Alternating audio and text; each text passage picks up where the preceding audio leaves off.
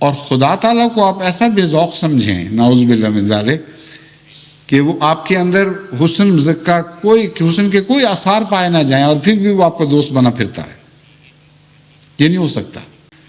تو ہر شخص اپنی توفیق کے مطابق اپنے اندر کچھ زینت ایسی پیدا کر سکتا ہے جس کے نتیجے میں اللہ تعالیٰ کے پیار اور محبت کی نظر اس پر پڑے۔ اس لیے ہر وہ شخص جو لقائے باری تعالیٰ کی خاطر اپنی ذات میں کوئی اصلاح پیدا کرتا ہے، اپنے اخلاق کو حسن عطا کرتا ہے اور کوشش کرتا ہے کہ پہلے سے بہتر میں خدا کے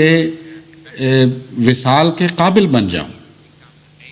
ایسے شخص پر پھر خدا خود نازل ہوتا ہے اور اس کے نزول کے ساتھ پھر باقی اصلاح ہونی شروع ہو جاتی ہے۔ اور بعض دفعہ اخلاق کی ترقی کے ساتھ انسان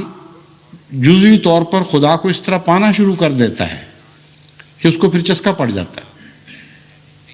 پھر وہ آگے بڑھتا چلا جاتا ہے، پھر اور آگے بڑھتا چلا جاتا ہے، اور جو لقاء کا لطف ہے وہی اگلے قدموں کے لیے غذا بن جاتا ہے۔ لیکن اگر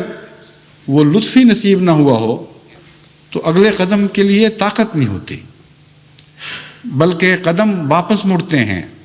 اور دنیاوی مادہ لذتوں کی طرف جھکتے ہیں۔ بس خدا کی طرف سفر کے لیے ذوق کا لطیف تر ہوتے چلے جانا نہایت ضروری ہے۔ اپنے ماحول میں، اپنے بچوں سے گفت و شنید میں اعلیٰ ذوق کا مظاہرہ کریں، اپنی بیویوں سے گفت و شنید میں اعلیٰ ذوق کا مظاہرہ کریں، بیویاں خامدوں سے گفت و شنید میں اعلیٰ ذوق کا مظاہرہ کریں، بھائی بہنوں سے، دوستوں سے بے تکلفی کے باوجود ایک اخلاق کا پاس ضرور رکھا کریں، کیونکہ وہ بے تکلفی جو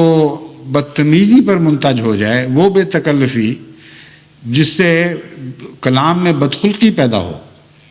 وہ بے تکلفی حقیقت میں ایک مہلک زہر ہے۔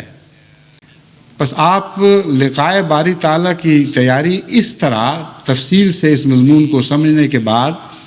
کچھ نہ کچھ ضرور شروع کر دیں، اور آج کے بعد جب رمضان ختم ہو تو دیکھیں کہ آپ نے کتنا خدا کی ذات میں سفر کیا ہے۔ اتنا بڑا کام ہے ہمارے سپر، اتنے بڑے انقلابات ہم نے برپا کرنے ہیں کہ لقاء کے بغیر ناممکن ہے کہ ہم اس کام کو سر انجام دے سکیں۔ بس اس کی اہمیت کو سمجھیں، جتنے زیادہ صاحب لقاء جماعت احمدیہ کو نصیب ہوں گے اتنی ہی جلدی بڑے بڑے عظیم الشان انقلاب دنیا میں برپا کرنے کی ہمیں توفیق عطا ہوگی۔ اللہ کرے کہ جلد تر ہمیں یہ توفیق نصیب ہو۔